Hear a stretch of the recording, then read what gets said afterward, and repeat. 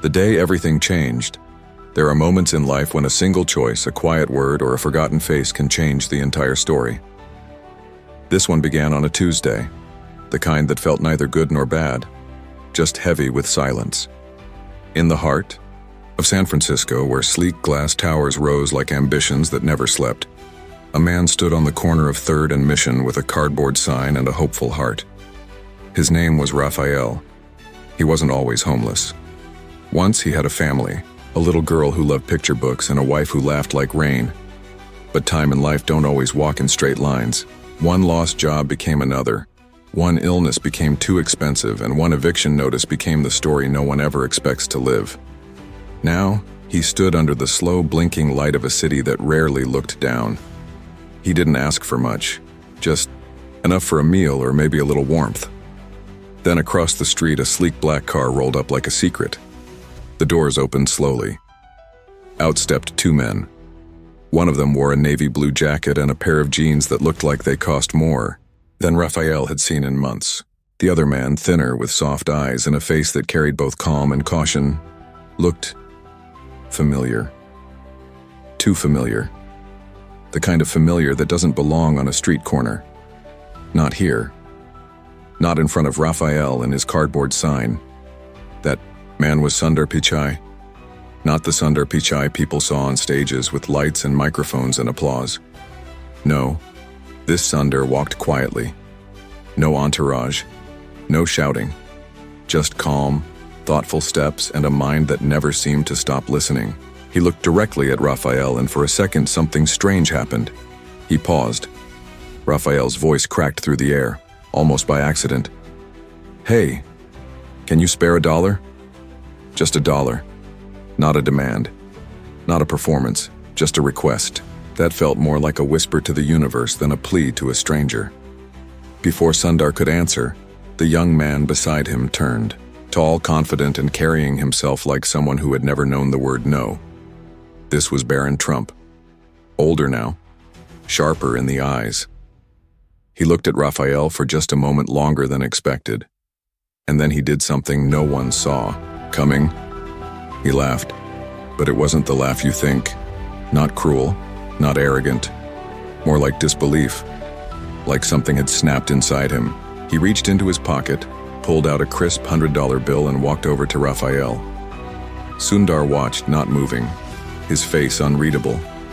Barron knelt down and looked Rafael right in the eyes. "You're asking the wrong question," he said quietly. "You should be asking why no one else stopped before us." He handed him the $100 and then, after a moment's hesitation, he added something even more surprising. "Actually, come with us." Rafael blinked. "What?" "Come with us just for a day," Barron said. "I want you to see something." Sundar raised an eyebrow. "Are you sure about this?" he asked Barron softly. Barron nodded. "If he's willing." "Yeah." Rafael looked down at the bill in his hand. His fingers shook. Not because of the money, but because of the sudden weight of being seen. "I don't understand," he said. "Neither do we," Sundar said with a small smile. "But maybe we can figure it out together." That was the moment the day turned. Not just for Rafael, but for Sundar and Barron too. Because every great story has a quiet beginning, and every quiet beginning hides a storm waiting to unfold. They got into the car together, Rafael sitting between 2 worlds that didn't seem to belong in the same sentence. The driver didn't ask questions.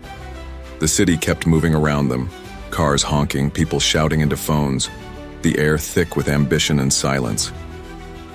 Rafael stared out the window, his fingers still curled around the money, as if afraid it would vanish. Barron sat back, arms crossed, watching the streets roll by.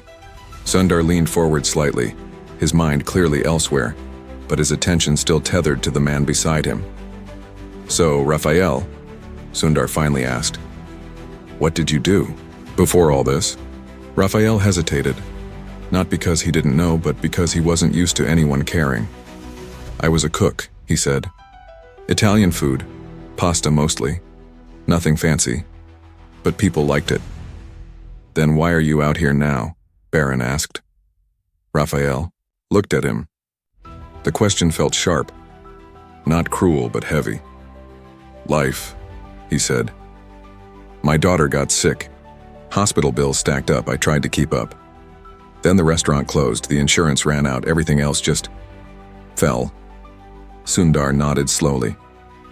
Thank you for telling us. Rafael gave a short laugh. Like you care. You'd be surprised, Barron said, glancing at Sundar. The car pulled up outside a towering office building. Clean lines. High security. The kind of place that never sees people like Rafael at the front door. But today, that door opened, and what was inside would change all three of them forever. The elevator never leaves. Rafael followed Sundar and Barron into the building like a ghost chasing the echo of who he used to be. The lobby was marble, cold but glowing, filled with the kind of quiet that comes with money and fear. He caught his own reflection in the walls, ragged hoodie, shoes with tired soles, beard that had forgotten its shape. Beside him, Sundar looked like calm in human form, and Barron moved like someone who'd never had to ask for permission. The security guard looked up, confused for just a second, then nodded at Sundar. No one questioned anything when Sundar walked in, not even when a homeless man stepped in behind him. The elevator opened like a secret being whispered, and they stepped inside together. Rafael stood between them, unsure of what to do with his hands, his thoughts, his shame. As the elevator climbed, something shifted, not in the room, but inside Rafael. A memory came flooding back. His daughter, 6 years old, standing on her tiptoes to press the elevator buttons in the children's hospital. Her laugh echoing in the cold hallways. It wasn't just a sound, it was light.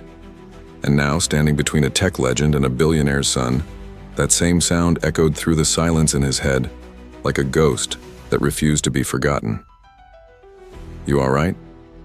Sundar asked softly, not looking directly at him. Rafael nodded, but his throat was tight. Just remembering. Barron leaned against the mirrored wall. Elevators are strange places, he said. People think nothing important happens in them, but I think they're like time machines. People walk in with one version of themselves and step out changed. Rafael glanced at him. You talk like you've been through something. Barron's eyes didn't flinch. I have. Everyone has. The trick is admitting it. The elevator stopped. Floor 43. The doors opened with a quiet sigh. They walked into a floor that didn't feel like an office.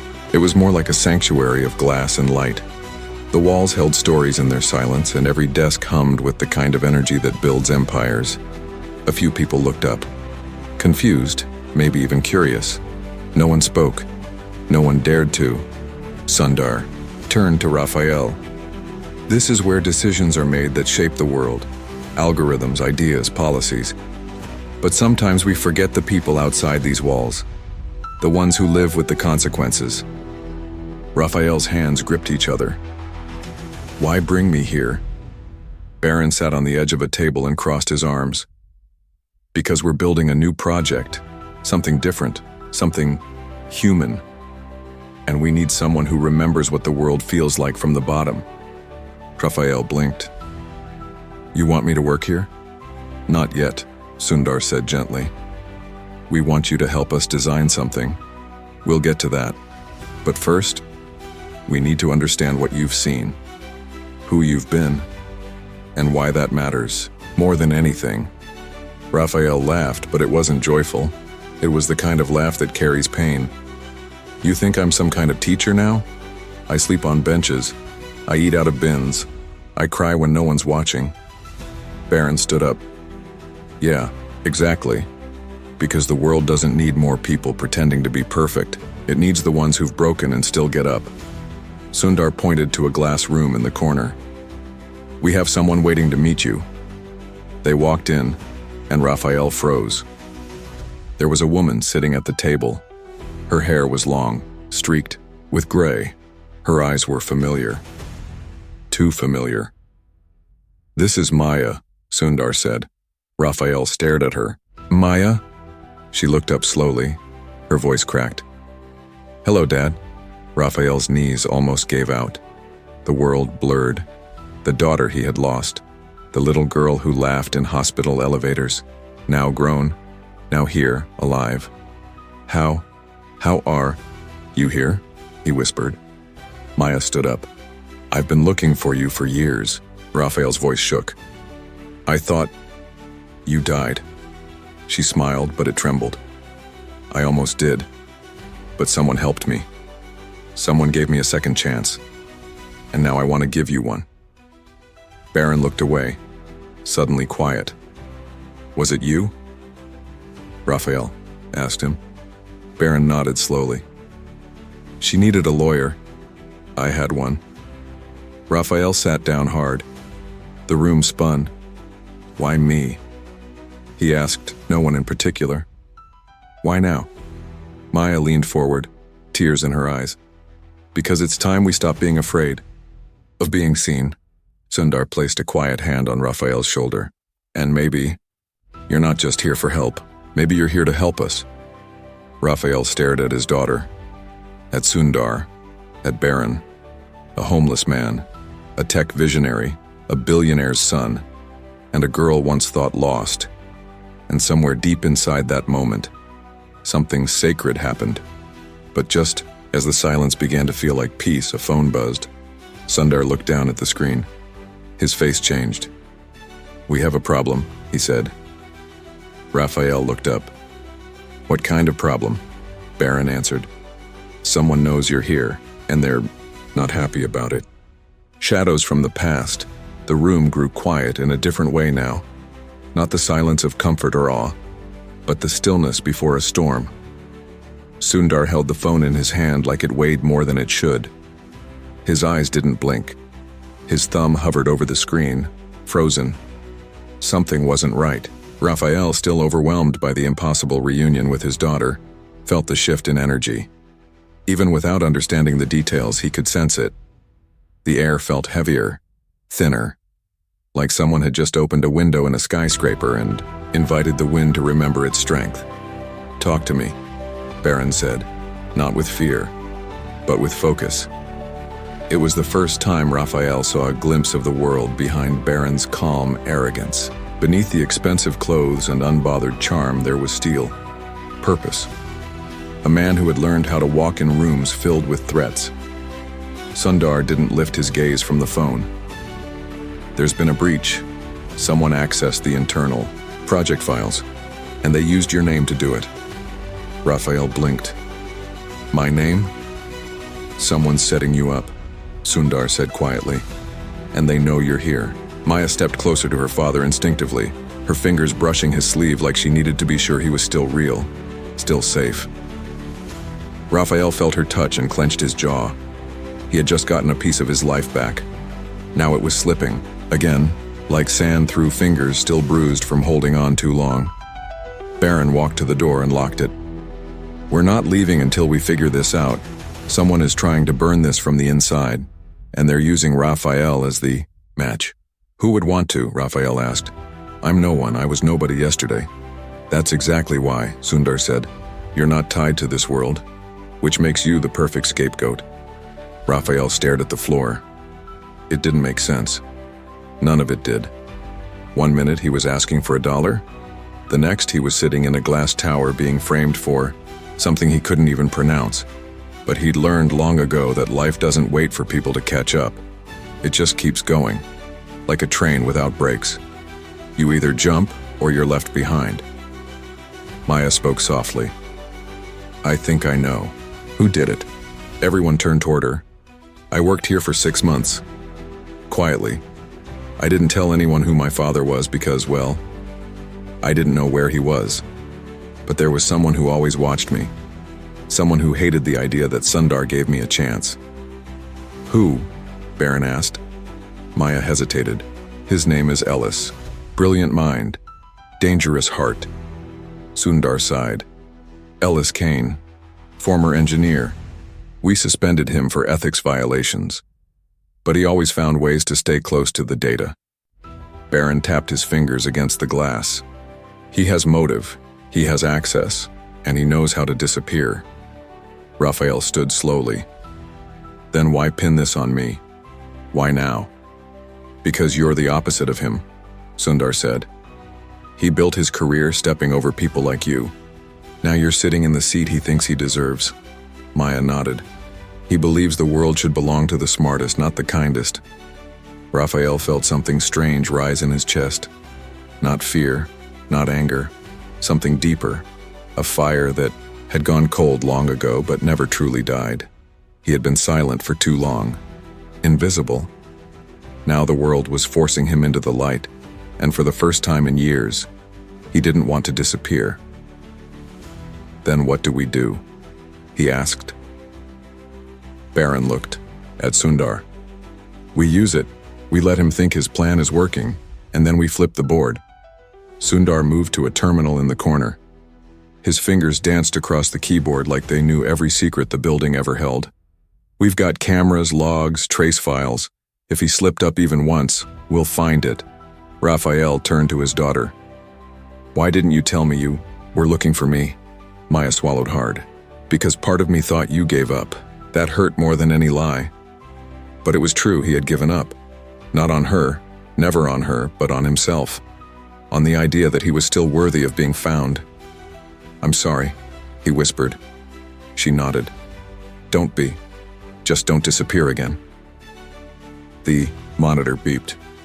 Sundar froze. A line of code scrolled across the screen and his eyes narrowed. He's watching us, he said. Right now. What? Barron asked. He left a message in the logs, Sundar explained. Embedded in the breach trace, it says, the street rat doesn't belong in the tower. Rafael felt the insult, but he didn't flinch. Not this time. Barron smirked. Then let's show him what the street rat can do. A plan began to form.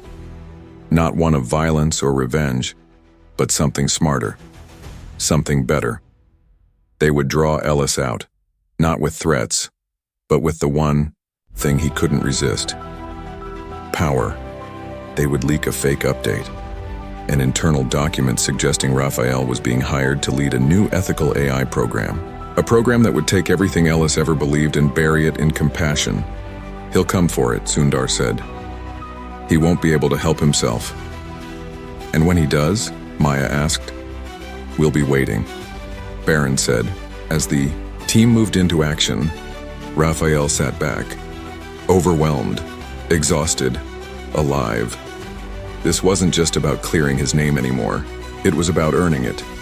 Becoming the kind of man his daughter believed still existed. But as the clock struck midnight and the fake file went live, something unexpected happened. An email arrived in Sundar's inbox. Subject line, if you don't back off, the girl gets hurt. No body, no signature, just silence. Everyone in the room turned to Maya. She smiled, but it didn't reach her eyes. I told you, Ellis doesn't play fair. Rafael stood up, and for the first time, he looked ready. Then neither do I. The man who wasn't supposed to matter, Rafael didn't sleep that night. Not even a blink. Not even the kind of sleep that comes when your body gives up before your mind does. He sat on a soft chair in a bright room that still didn't feel real, listening to the buzz of lights and the occasional click of Sundar's fingers at the keyboard. It was strange, sitting in a place that felt so far above the world he had just come from, like being plucked out of the rain and dropped into a story that wasn't written for him. Maya had fallen asleep on the couch nearby, her head tilted to the side, breathing soft and even. Sundar had offered to get her a hotel room, something safer, something quiet. But she refused. She wanted to stay close, not just to the plan, but to her father. And that meant more than Rafael could put into words. Barron walked in just before sunrise, holding 2 cups of coffee and an expression that looked more serious than usual. He handed one to Rafael, who accepted it like a soldier handed a sword. You ever fight someone you couldn't see? Rafael asked. Barron sat on the edge of the table, nodding slowly. Most of the time, the worst enemies don't knock. They sneak. They hide behind systems and names and polite smiles. I was never good at playing games, Rafael said, sipping the coffee. It tasted like burnt hope, but it helped keep him steady. Good, Barron replied. We don't need another player. We need someone willing to break the board. Sundar turned from his screen. He's moving. Rafael stood up. Ellis? Not directly, Sundar said, but someone accessed the fake file from an unregistered node. The location pinged a warehouse downtown, abandoned for 5 years, used to belong to a shell company under Ellis's name. Trap? Barron asked. Definitely, Sundar said, but maybe one we can use. Rafael nodded. Then let's go. Barron blinked. You sure? He threatened my daughter, Rafael said. I've been silent for too long. I've watched life tear itself apart and called it bad luck, but this is a war, I understand. And just like that, the man who used to ask strangers for $1 became someone different. Not because he was braver now, but because he had something to protect. The quiet kind of courage that grows in broken places. The warehouse sat at the edge of the city like a forgotten thought. Graffiti climbed the bricks like vines, windows shattered into cold stars. The morning sun didn't shine here, it crept. Even the air smelled like rusted memories. Inside, it was worse. Old office chairs stacked like bones, puddles where the roof had forgotten how to shield, and silence that waited too long to be broken. They entered slowly. Sundar checked signals. Barron moved with a quiet alertness. Rafael walked ahead without flinching. A monitor flickered in the corner, a live feed. Maya, sitting in a small room, unharmed but alert. Her eyes darted to the camera, then to something off-screen. She's here, Sundar said. He's using this place as a front, but he's still remote. Rafael stepped toward the screen. Can she hear me? Sundar pressed a key. A red light blinked. Maya, Rafael said. It's me. We're close. She turned. Her eyes softened. I know. I believe in you. Then the screen went black. Barron cursed. He's cutting us off. A door slammed somewhere in the building. They turned fast. From the shadows stepped a man with a face like a blade. Thin, sharp, controlled. Ellis. He wasn't holding a weapon. He didn't need to. He had something worse. Certainty. The kind that comes from thinking you're the smartest person in every room. Hello, Rafael, he said. Nice of you to walk right in. You took my daughter, Rafael growled. You made this personal. Ellis smiled. You don't get to be angry. You don't belong here. You were a prop in someone else's story. Then you got bold. Barron stepped forward. You're done, Ellis. We've got evidence, location data, network logs. Ellis laughed. You have pieces, but not the full picture. Sundar raised a tablet. We have enough. Everything's being streamed to legal. You'll be charged within the hour. Ellis turned to Rafael. And what do you get out of this? A pat on the back? A handshake from the powerful? You'll still be the man they step around tomorrow. Rafael stared at him, long and quiet. Maybe. Or maybe I'll be the reason they stop stepping. Ellis moved to leave, but Barron blocked the door. You don't get to vanish again, he said. Ellis tried to push past, but Rafael grabbed his arm, not with rage, with restraint. No more hiding behind firewalls and fake names. It ends today, Rafael said. Ellis paused. For the first time, something flickered in his eyes. Not fear, something older, something sad. You think you're different? He asked. I was you once. Hungry. Invisible. Until I realized kindness doesn't win. Control does. Rafael didn't let go. Maybe that's why you lost. The police came minutes later. Sundar made the call. Barron made sure the file sent to every legal contact they had. And Rafael, he just stood there watching a man who thought he was untouchable finally come undone. Maya ran to him as soon as they unlocked the door. He held her like someone who'd just remembered how to breathe. Barron looked around the warehouse and muttered, Not bad for a guy who started this week asking for $1. Rafael didn't smile, but he was close. What happens now? He asked Sundar.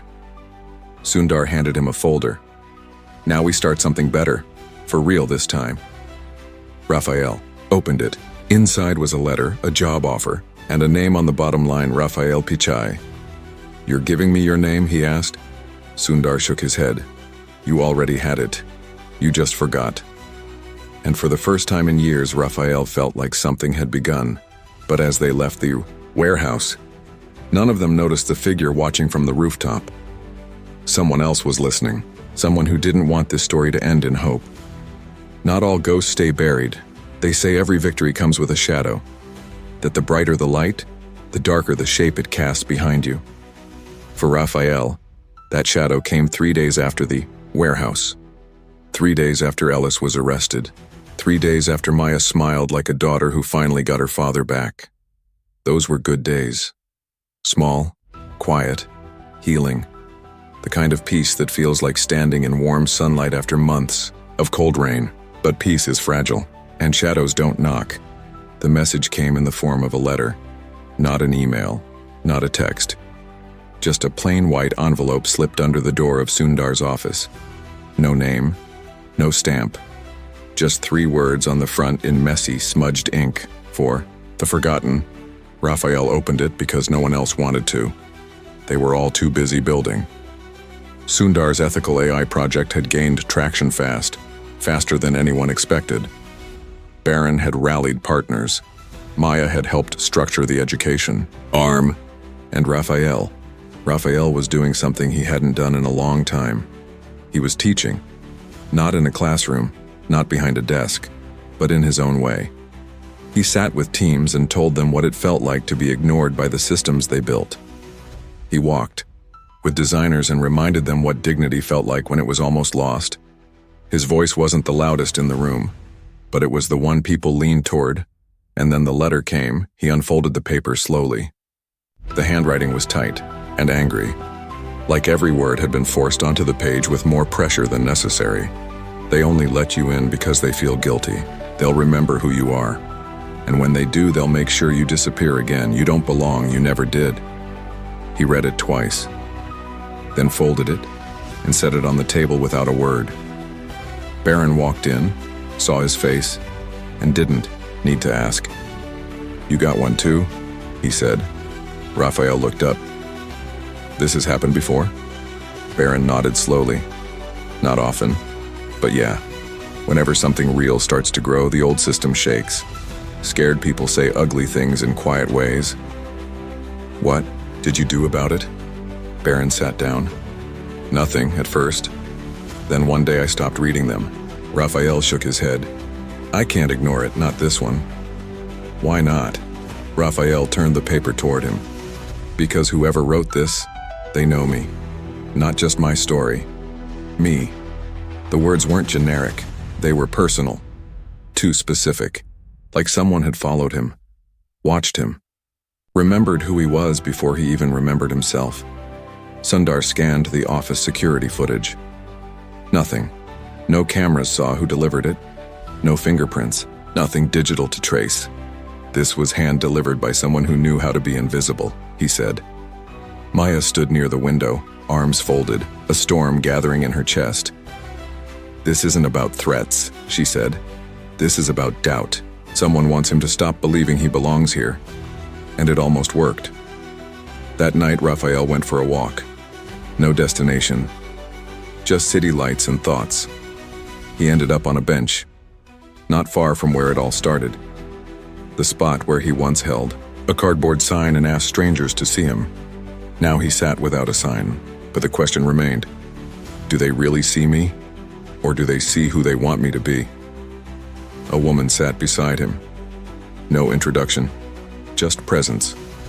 She was older, worn but not broken. The kind of face that carried miles in the lines. "You look like a man trying not to be seen," she said. Rafael glanced at her. "Funny, I used to beg for that. And now?" He looked at the skyline. "Now I'm afraid they only see a story, not a person." She nodded. "Then give them a person. Stories fade, people stay." He turned to ask her name, but she was already walking away.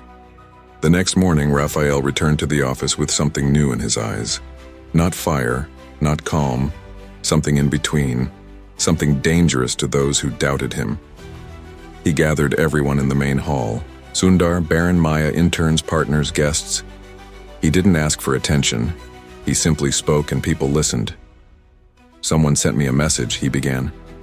"They said I don't belong, that this place isn't mine, and maybe they're right." The room shifted. A quiet discomfort settled like dust. "But here's what they don't understand," he continued. "I don't need to belong to this building or this title or this world of suits and glass. I belong to the part of humanity that doesn't look away." His voice didn't rise. It dropped. Heavy. Steady. "You want to build ethical tech? Build it with the voices you used to ignore. You want to change the world? Start by listening to the ones who've been crushed by it." Maya smiled. Sundar stood beside him. Barron leaned back with a grin. And somewhere in some dark corner, the person who wrote that letter listened too. Because the next message wasn't written. It was spoken. A voice recording sent to Sundar's private line. It said 5 words. He was never the target. Rafael heard it, paused, then whispered, "Then who is?" Maya stepped forward. "Me." And just like that, the light flickered again. The name on the wire, the room didn't feel like a room anymore. It felt like the inside of a clock right before it breaks. Tight, ticking, too many moving parts held together by tension. Maya's voice had cracked the air like glass under a slow, heavy step. Not Sundar, not Rafael, not even Barron. It was Maya who was the target. No one moved at first. Even Sundar's breath felt caught somewhere between disbelief and calculation. Barron lowered his phone slowly, as if trying to stop the weight of what he had just heard from tipping the moment. Into chaos. Rafael was the first to speak. "Why you?" Maya didn't look at anyone when she answered. She stared out the window at the horizon like the truth lived somewhere far away. "Because I was working on something," she said quietly. "A sublayer of the AI. It wasn't just about safety or fairness, it was about memory." Barron frowned. "What kind of memory?" "Digital conscience," she replied. "A way to make AI systems not just remember data, but remember pain, regret, empathy. Things only humans carry. Things machines are blind to unless we teach them." Sundar leaned forward. "You never told us you got that far." Maya shook her head. "Because I didn't. Not fully. But someone else did. Someone who was watching me work." Rafael took a step closer. "Ellis?" "No," she said. "Not Ellis." A pause. Longer than it should have been. Heavier than it had any right to be. "Then who?" Barron asked. Maya turned, her eyes fixed on Sundar. "Him," she whispered. The silence that followed wasn't confusion. It was the sound of everyone realizing they had been standing on the wrong side of the truth. Sundar didn't blink. He didn't argue. He didn't even look surprised. "I knew it was coming," he said softly. "I just hoped it wouldn't come from you." Rafael felt something in him tear sideways. "You used me," he said. "You brought me into this like a shield." Sundar nodded slowly. "I brought you in because you were the only one honest enough to see through it." "So it was never about helping?" Rafael asked. "No," Sundar said. "It was always about helping. But not just you. Not just the homeless, the whole system. And the only way to change it was to survive it first." Maya stepped back, wounded. "You watched me build something real, something pure, and you let someone else threaten me to control it." "Didn't know it would go that far," Sundar said. "But I couldn't stop it without proof." Barron crossed his arms. "So all of this, the dollar, the project, even the danger, was just leverage?" "No," Sundar said again, this time with something breaking in his voice. "It was hope. It just wasn't clean." Rafael walked past everyone, to the far side of the room, and looked out at the city. He thought about the bench, the sign, the way people used to look through him. He thought about Maya's face the moment she recognized him again. He thought about Ellis in the shadows, and now Sundar in the light, and how both of them somehow wore the same face of ambition. Just shaped by different scars. So what now? Rafael asked. Maya answered. We take it all public. Sundar turned sharply. You'll destroy the company. Then let it burn, she said. If the only way to fix it is to lie to the people we say we care about, then we're just building another cage. Barron sighed. You're sure? Rafael looked at his daughter. She is. They held a press conference. Not in a hall, not on a stage, on the street. The same corner where it all began. No suits, no podium. Just Rafael standing beside Maya, holding a microphone like it was the last honest thing he'd ever be allowed to hold. He told his story. From the first dollar to the final betrayal. Maya showed her code. The digital conscience. The piece of software that could teach machines how to feel consequences, not just instructions but reflections. Sundar stood beside them, not to defend himself, but to confess.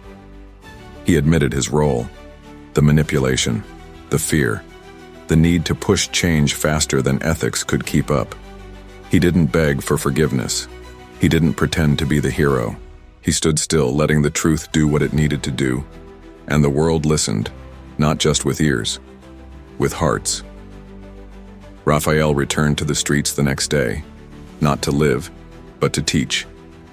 He started a program with Maya, coding with compassion, hiring from the unheard. The street became a classroom, the city, a lab, and the people who once stepped over him now sat at his feet, listening, learning. Barron stayed close. Not in front, not behind, beside. As for Sundar, he disappeared from the public eye, quietly, respectfully, but sometimes Rafael would get letters, handwritten, simple, signed only with the letter S. They never said much, just thoughts, regrets, and once, a line that Rafael read 3 times before smiling. Thank you for becoming the man the world tried to erase. Rafael kept that note in his pocket, folded, worn at the edges, and every time someone asked him how he changed everything, he would say, the same thing. I didn't, I just remembered who I was before the world forgot. And that was enough.